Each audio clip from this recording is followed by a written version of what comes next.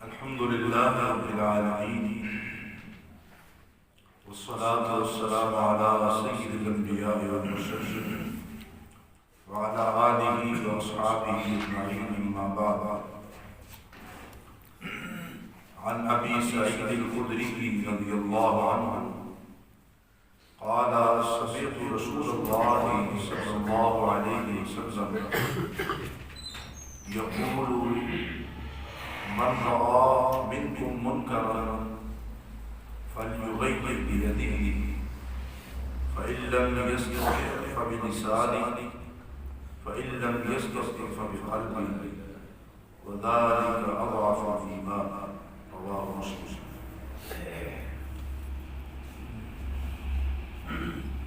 حضرت ابو سعید خدری رضی اللہ عنہ سے روایت ہے، وہ فرماتے ہیں کہ میں نے رسول اللہ صلی اللہ علیہ وسلم کو یہ فرماتے ہوئے سنا کہ جو شخص تم میں سے کسی برائی کو ہوتے ہوئے دیکھے کہ من رآ منکم تو اسے اپنے ہاتھ سے بدل یعنی روک دے. فإن لم يستطع فبلسانه اگر ہاتھ سے روکنے کی طاقت نہ ہو فإن لم يستطع فبلسانه اپنی زبان سے اس برائی کو واضح سے یعنی اپنی زبان سے روکنے کی کوشش ہے. فإن لم يستطع فبقلبه اگر اس کو زبان سے روکنے کی طاقت نہ ہو تو پھر دل سے اسے برا جانے وذالک اضعف الایمان اور یہ ایمان کا کمزور ترین درجہ ہے. یہ مسلم کی حدیث ہے.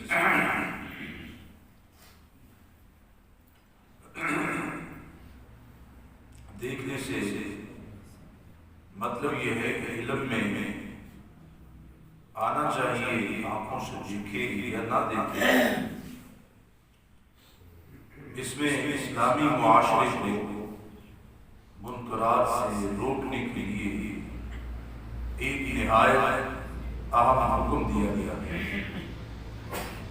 مسلمان جب تک اس پر عمل کرتے رہے اور امر بالمعروف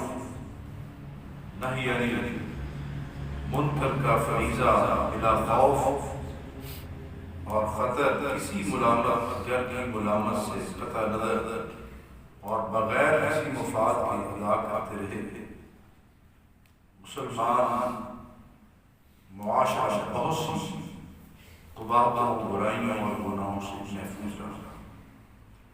اور جب مسلمانوں نے اس فریضے کو فراموش کر دیا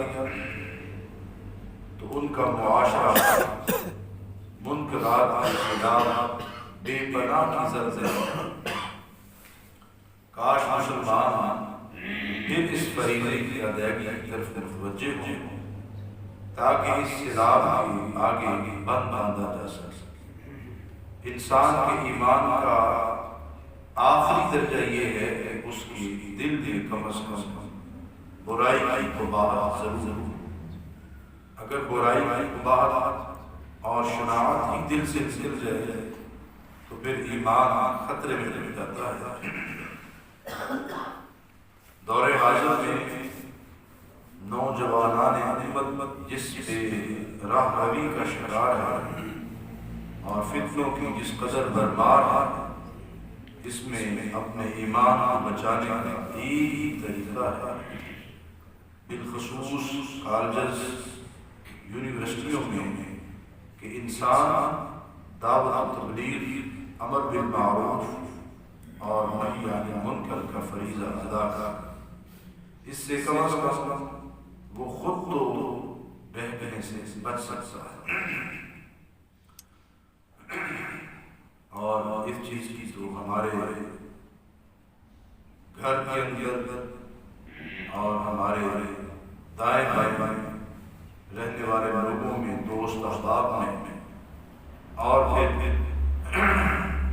دکان دفتر جہاں جہاں بھی ہماری زندگی کی مصروفیت ہے وہاں ضرورت ہے امر بالمعروف نہی عن المنکر، یہ تو ہر جگہ اس کی ضرورت ہے۔ فرمایا جب یہ کام ختم ہو جاتا ہے، انسان اس کی دعوت دینا بند کر دیتا ہے، تو پھر اس معاشرے میں بہت سی صبح جنم لیتی، انسانیت فراموش ہوتی، وہاں بد امنی کی فضا عام ہوتی، وہاں اسلام کی دھجیاں اڑائی جاتی، وہاں پھر بے حیائی کا سیلاب ہوتا تھا۔ یہ اسی صورت میں ہوتا ہے جب معاشرے میں اس طرح کی نشاندہی نہیں کی جاتی کہ معاشرے میں سامنے بے حیائی اور منکرات ہوتی ہوں تو انسان طاقت رکھتا ہو ہاتھ سے روکنے کی لیکن نہ روکے، زبان سے روکنے کی طاقت رکھتا ہو لیکن نہیں روکتا، اسی طرح دل میں برا جاننا یہ تو ہر کوئی کر سکتا ہے، اور یہ بھی نہ کرے تو پھر یہ سمجھ لے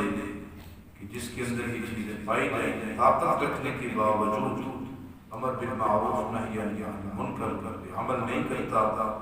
سمجھ لے کہ اس کے اندر ایمان کی حرارت نہیں ہے۔ ایسے معاشرے میں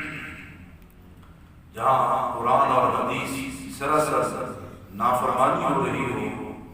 اور معاشرے میں اس معاشرے میں رہنے والے افراد طاقت بھی رکھتے ہوں وہ نہ روکیں تو پھر وہاں پہ کیا ہوگا؟ اس معاشرے میں بگاڑ پیدا ہوگا اور برائی کا سیلاب ہوگا، وہاں پہ نماز کی پرواہ نہیں ہوگی، زکوٰۃ کی ادائیگی کی پرواہ نہیں ہوگی، وہاں پہ قرآن اور سنت پر عمل کرنا بڑا ہی مشکل ہوگا۔ اس لیے میرے مسلمان بھائیوں اور دوستوں، یہ حدیث کے اندر جو چیزیں واضح کی گئی ہیں، اگر ہمارے اندر پہلی چیز موجود ہے کہ ہم اپنے گھر کے اندر اس چیز کو تو اپنے ہاتھ سے روک سکتے ہیں، اگر اللہ اور اللہ کے رسول کی نافرمانی ہو رہی ہے اور بحثیت باپ میں اس ذمہ داری کو پورا بھی کر سکتا ہوں، ہاتھ سے روک بھی سکتا ہوں، لیکن میں خاموش نہیں روک رہا تو یہ بہت بڑا جرم ہے۔ اسی طرح ہاتھ سے روکنے کی طاقت نہیں ہے، باہر دائیں دائیں رہنے والے دوست احباب میں یہ قباحت موجود ہے کہ وہ سراسر صریحاً قرآن اور حدیث کی نافرمانی کر رہے ہیں، زبان سے روکنے کی طاقت ہے نہیں روک رہا، اور پھر دل میں تو انسان برا جان ہی سکتا ہے، وہ اسی صورت میں ہے اگر انسان ہاتھ سے روکنے کی طاقت نہ رکھے، زبان سے کہنے کی طاقت نہ رکھے، تو پھر کم از کم دل میں جو برا جانے کی بہت برا ہو رہا ہے۔ اور فرمایا یہ ایمان کمزور ترین حصہ ہے۔ اللہ سے دعا ہے تعالیٰ ہمیں جب تک ہماری زندگی ہے اگر اپنے گھر میں قرآن اور حدیث کے خلاف کوئی کام دیکھ لیں تو اللہ نے ہمیں توفیق دی ہے کم از کم اپنے گھر میں اس کو ہاتھ سے روکیں گے، اور پھر باہر نکلیں گے تو دائیں بائیں میں معاملہ دیکھیں گے، وہاں اگر طاقت رکھتے ہیں ہاتھ سے روکنے کی وہاں سے روکیں، زبان سے روکنے کی طاقت اللہ نے دی ہے زبان سے روکنے کی، یہ انبیاء علیہ السلام کی سنت ہے اور ان کا یہ شیوا، اور یہی چیز اللہ نے ہم کو دے کے دنیا میں بھیجا کہ آپ اللہ کا تعارف کروائیں، اور جہاں اللہ کی نافرمانی ہو رہی ہو وہاں ہاتھ سے روکنے کی طاقت رکھتے ہو تو ہاتھ سے روکیں، ہاتھ سے روکنے کی انسان کی طاقت ہے نہیں روک رہا تو وہ اللہ کے مجرم اللہ کو جواب دینا پڑے گا، اور زبان سے روکنے کی طاقت ہے نہیں روک رہا تو یہ بھی اللہ کے ہاں مجرم ہے، اللہ کے ہاں اس کو جواب دینا پڑے گا۔ بہرحال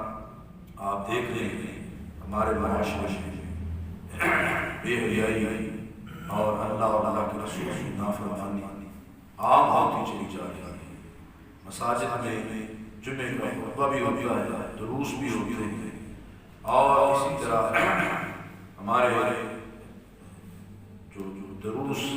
عوامی جلسوں کی صورت میں وہ بھی ہوتی رہتی تھی، لیکن اس کے باوجود شیطانی کام بھی بڑے ہیں، اس میں انسان کا زیادہ رجحان ہے، اس کی وجہ سے معاشرے میں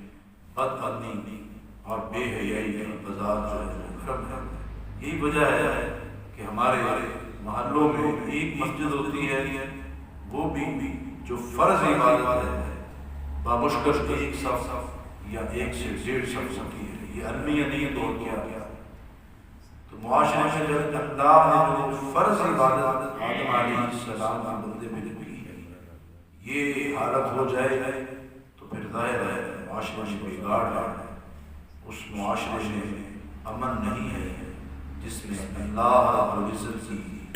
عبادات کے فرض ہے، اس میں غفلت و سستی تھی۔ اللہ سے دعا ہے اللہ رب العزت ہمیں صحیح معنوں میں قرآن اور حدیث کو سمجھنے، پڑھنے، عمل کرنے والا بنائے، اور یہ جو حدیث پڑھی ہے، سنی ہے، اس پر من وعن عمل کرنے کی اللہ فرمائے۔ وآخر دعوانا الحمد للہ رب العالمین۔